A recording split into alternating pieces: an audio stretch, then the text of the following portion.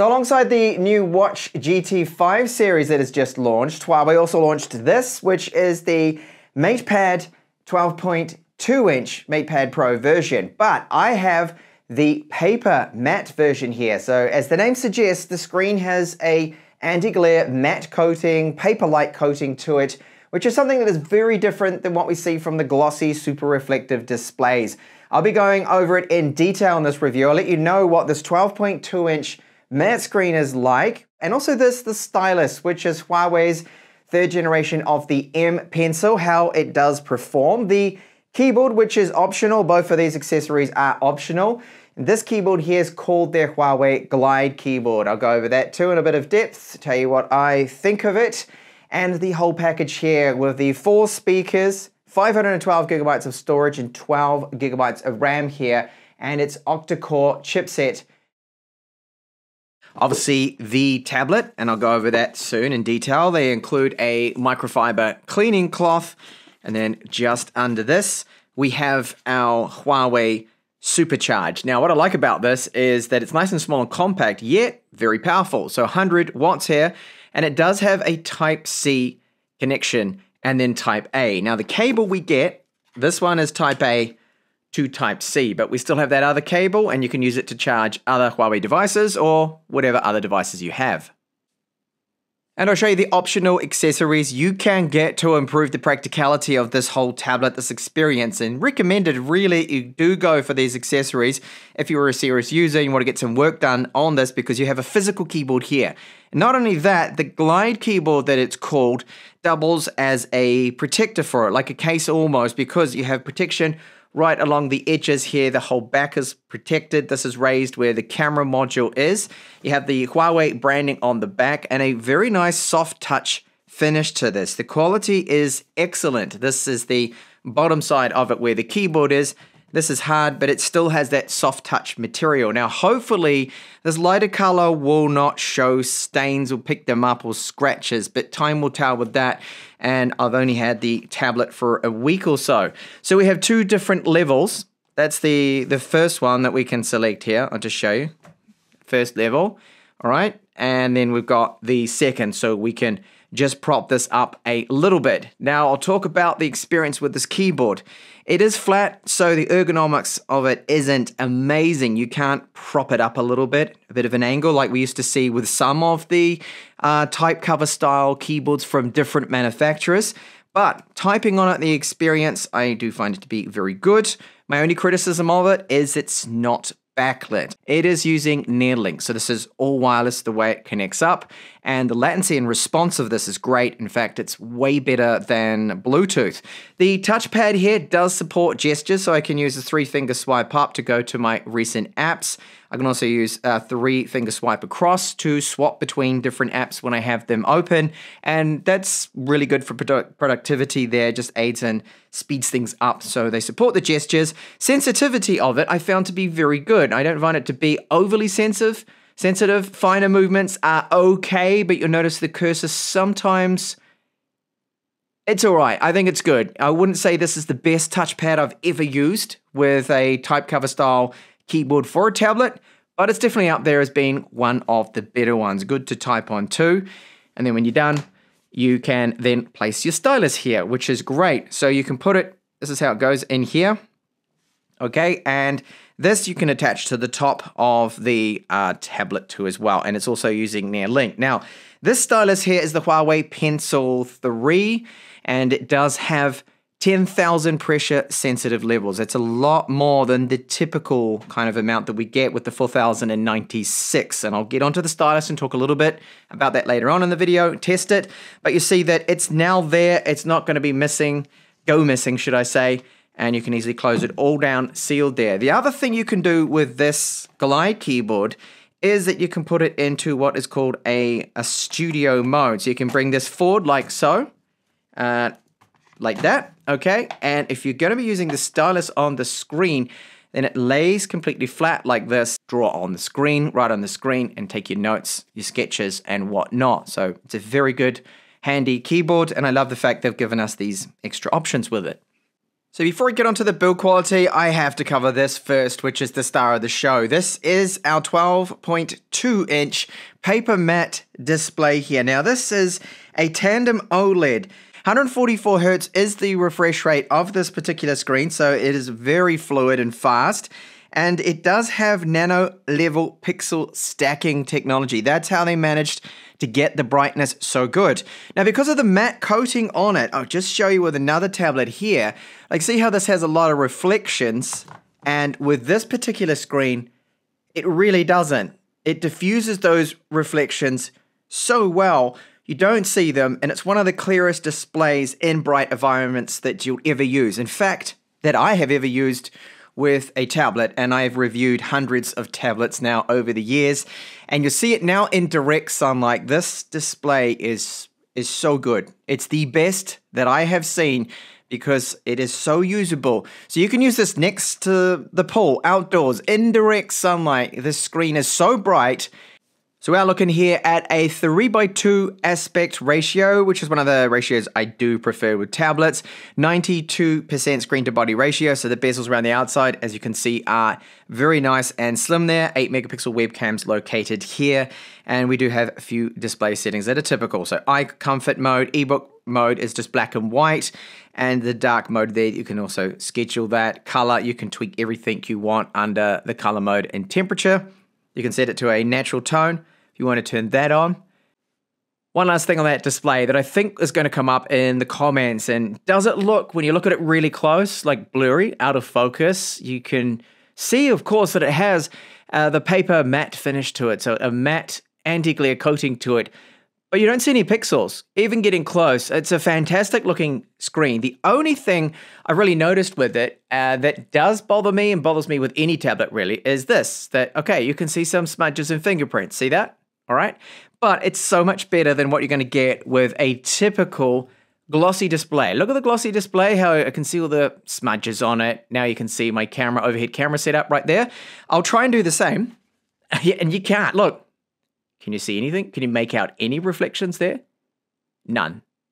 Now the paper mate display version that I do have here is 512 grams, the weight of it. That's only 4 grams heavier than the standard edition, which is 508. Really light.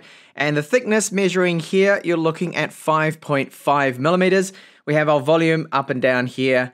3 microphones. There's the 4th, which is where the camera module is.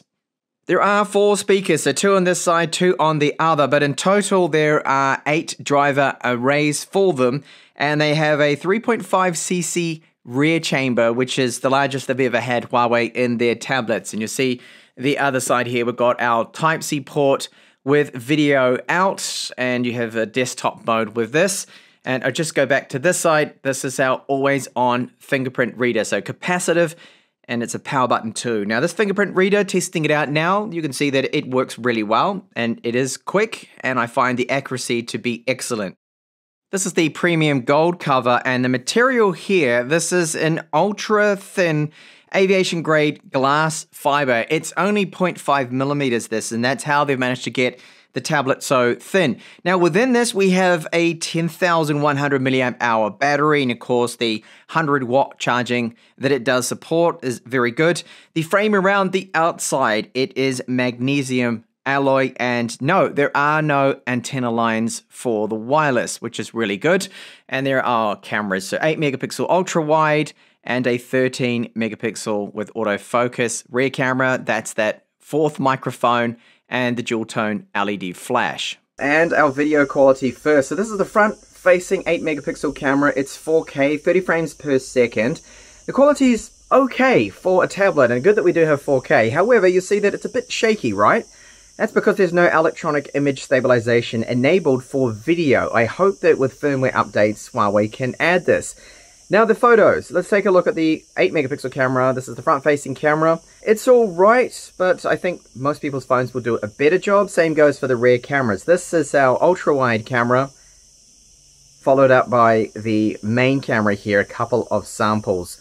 So it's fine, but the quality is nothing exceptional here. Rear video, same story, that it has no electronic image stabilization. We get 4K 30 frames per second. We don't get 4K 60 unfortunately, and you cannot swap over to the ultra-wide camera. Dropping that resolution, I can now use the ultra-wide camera. So as you probably would know watching this video, that we don't have the latest and greatest chipsets with these tablets and the phones anymore with Huawei. It's a big shame. I won't go into that, but there are workarounds, and we have a chipset that is an octa-core at least. Now it is a few generations behind in performance. This is the downside, and I want to let everyone know that if you're expecting Snapdragon 8 Gen 2 performance, Gen 3 performance, or Dimensity 9300 performance, sadly you will not have it here with this tablet, with this chipset. But eventually, I think Huawei's going to solve this problem and they're going to catch up. It's just going to take them a couple more years with this. But you can see here is our chipset there. We have 12 gigabytes of RAM and 512 gigabytes of storage. And you might have seen that, well, hang on, you've got Google Play services there. You've got Google Play Store. Well, there is a workaround. There's a way to get it running, and you get everything apart from Chrome. You need to run Chrome Beta. You don't get Google Maps history, and no Android Auto. Not that you'd run it on a tablet, really. And I will briefly show you it. It's right here. This is the app. I don't want to mention the name, but I've got access to pretty much absolutely everything. I will say this, though. You want to run games and applications that require the absolute best performance. You need to find and install those APK files, so you're not going through that, which does hit, there's a performance hit on it, a little. So App Gallery, you can go on this, you can search for, I was just searching here with the keyboard, which by the way was working here with Neuralink. Type in Genshin Impact, and all right, we'll see that, okay, it doesn't come up here. However, you can go along into the search, which I was running here, Pedal Search. You can search for the APK file, which is our installation file, and from there, it'll show you and take you to a place where you can install it. And most of the apps you'll find, they will be in App Gallery, and you can install them. So there's pretty much workarounds for everything, and I'm not having any issues at all. I mean, I've got Playbooks, Chrome is there, and everything that I need. We are running Harmony OS. This is version 4.2. Now, if I just swipe up to recent apps and swapping over all the apps, these are all pretty much lightweight ones here, but the performance has been very good. I'm not really noticing any problems. Now, any apps that I want to do a bit of multitasking with, I can bring that up into a windowed screen. I can do split screen. All of that's there, and you will see that the performance is, I think, still very good. I can just bring this up too. I can bring that into a window, and all right, let's just window something else here. You can bring them up, you can resize those windows, and also make them full screen. And I've not really noticed any issues with this at all, that everything seems to be performing flawlessly until you run a game. So something really demanding like Genshin Impact, if I've got that running, and then I get out of that app, go to recent apps, you may notice then a little bit of slowdown. I can also decide to minimize these. Okay, it brings them into a little tab, which I think is very handy for multitasking too as well. So you can simply go along here and select them from the side, all right? Bring those up. So that is really good. I'll just clear almost everything out here. Well, a few of these apps. I don't need to do that. There's a 12 gigabytes of RAM anyway. But first, in boot with the tablet, you're going to find there is this category here of apps that aren't installed, but Huawei's asking you if you want to install them. Now, I wish they wouldn't do this. It is bloatware, and there's quite a bit of that. There's a few folders you need to remove, and it's simply just to go into settings and untick a little box. Still, I wish we didn't have to do that.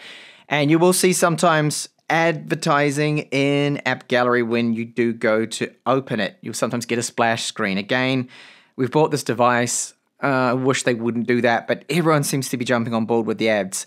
So this is a big surprise here, and that is Widevine Level 1 Cert. This means that yes, and I have them installed, Netflix, Amazon Prime Video, everything is working, and it's in full HD. What isn't supported is HDR, but I can jump into this, and it is all working good. Great performance, looks amazing. Same with Amazon Prime Videos. Excellent. I was not expecting that at all. Here you can see that Full HD, but no HDR capabilities with Netflix and with Amazon Prime Video. Battery life from that 10,100 milliamp hour battery is very good. So this was set to the looping benchmark I like to run with all my tablet reviews, and you can see that it's a great score. I think it's excellent. And here we have charge time. So 53 minutes is all it took. Officially, it's 55 if you charge, I think, from 10%. And I went from 18 to 100. So the 100 watt charging, very good and amazing charge times. What isn't amazing is Antutu. Yes, 712,000 points. Ooh, okay. Not good, but it didn't finish the GPU test at all. Still, that's not a bad score considering we're a couple of generations behind. It is their own chip that they're fabricating and producing here. Wait a couple of years, and I'm sure we're going to be seeing scores that will be well over double, maybe even triple what we have here at the moment. It's just going to take them a little bit of time here. But if you're a gamer, yes, you're not going to get the maximum performance out of it. So GPS, this works well, very well. No problems with it at all. We've got a hardware compass built into it as well. And you can see outside that I was testing it. It works just fine. Got a lock quite quickly holds a lock, and accuracy is 3 meters. So that's all good. Storage speeds. We're looking at somewhere around about UFS. I think it's UFS 2 storage, and those speeds are not wonderful compared to UFS 4.0 that you do get with other tablets that, of course, are using, say, Qualcomm's chips in there. So that's another downside to it. Performance just for a flagship tablet. The chipset isn't at 2024 flagship level, neither is the storage. So throttling at least, very good. There is none of it. I mean, 0.5% is all it throttled the performance. That is nothing. It basically does not throttle. They've got a vapor chamber in this and a Huawei M Pencil. So this is the 3rd generation, uses Neuralink. The 10,000 pressure sensitive levels, although some of the material I'm looking at does state even higher, just over 16,000. It is very responsive. So we have palm rejection that works really well. I will just quickly write something here using this application from Huawei, which I think is, there it is, GoPaint is a great app. It's got a lot in this. So we'll do a little test here. Hello world. Now, this is really quick, really responsive. So that worked out just fine. Palm rejection working excellent. So for sketching, for jotting down notes and whatnot, it works well. I'm going to go here to another brush so I can test out the pressure sensitivity levels. So I'm going to press very lightly here and start to press heavier. We should start to see, and we are, a big difference. There we go. So that does work well. And what you'll notice is that it's going to work right up to the edges. That is not a problem. The very edge, in fact, so I can easily do what I'm doing right now. There's going to be no like little white border there, and you can easily crop into as well. And that is just so responsive, so fast. Now, because of the Papermate finish, which is matte, of course, does it mean that it has now a paper-like feel when writing? Unfortunately, it doesn't. But you can feel a little bit of resistance there. There is some friction, which is aiding in the feeling of the stylus. And I love the fact that the stylus is, of course, a normal size. And you can simply place it up the top here. Magnetics hold it into place. There we go.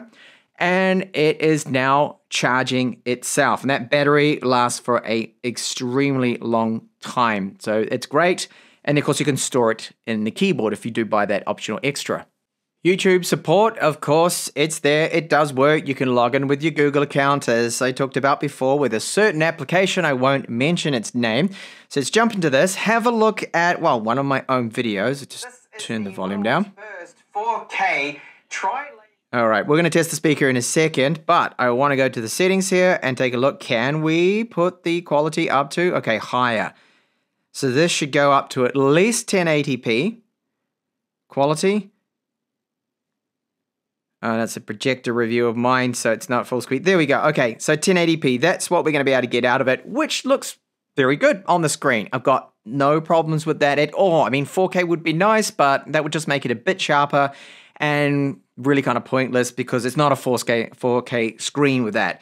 So I'll get out of my own video here, and we'll have a listen to some tracks, and I'll give you a sample of what these speakers sound like. They are very good. We grew apart, I made a mistake, but but I'll try to make it up to you, my darling. Ooh. And my biggest concern is, what about the gaming performance with this chipset not being, of course, the latest and the greatest, like a couple of generations behind in performance, behind the Snapdragon 8 Gen 2 Gen 3. So I've got everything set to the highest settings now with Genshin Impact. And I have tested it out before I started to record this a little bit more, but I'm in the same area that I always like to just to test. And it is playable. It's not too bad. Now, because of probably the power of this chipset being reasonably low now for 2024 standards, thermals are excellent. They are not bad at all. It just gets a little bit warm on the back where the camera module is. It's got the vapor cooling chamber in there. And this is running so much better than I thought it would. I don't typically see too many lags or stutters. In certain areas of the map, yes, you're going to see it. And yes, you will see it more than, say, a Snapdragon 8 Gen 3 chipset. But all up, all of the demanding new titles out there are still playable with our MatePad Pro here, 12.12 inch. This tablet has so much going for it. So we've got the build quality is fantastic. Keyboard works well. I love the fact that it's got the 2 different angles you can prop it up. We've got storage for our M-Link stylus. This is, of course, the Pencil version 3, generation 3. Works really well, pressure sensitive levels. Response latency, I think, is the best you can get with Android. And I'll go as far to say probably just as good as what Apple has their Pencil 2 as well. Their stylus, I think this one's fantastic. The gestures on the touchpad work really well too. And overall performance of the UI with Harmony OS is really good. You don't see any slowdown until you're in a very demanding game. Then you go to recent apps and you've got a lot of apps open. You'll see some dipped frames there. A little bit of animation lag will come into play. But if you manage your memory and you're not in a big game, everything is very, very good performance-wise. Even though the chipset, as we know, most of you will know coming into this review, it is a few generations behind now in performance, probably like 2, 3, and that is of course a shame, but it is what it is. However, I think you've done an excellent job with it because Genshin Impact, if you didn't tell me the Geekbench, the Antutu score, I wouldn't really know playing the game because it was very playable. It was a lot better than I expected. Vapor chamber works really well on this. There's no thermal throttling. I mean, 0.05% with 3D Mark that result. So no throttling at all. Camera is disappointing. So video quality is horrendous with the ultra wide. The rear camera not so good. No electronic image stabilization. So I wouldn't be shooting video on this. And I hope Huawei can fix that with firmware updates. The speakers also sound really good. Pricing, I don't know yet. We don't know until the launch event, but I'll update that in the description or a pinned comment in this video. So all up, fantastic tablet, but yes, no 3.5mm headphone jack and the chipset. And Google apps, they are working. They're working for me. I'm not having any major issues. There's a workaround. So thanks a lot for watching my review of the Huawei MatePad Paper Matte version of the MatePad Pro, I should say.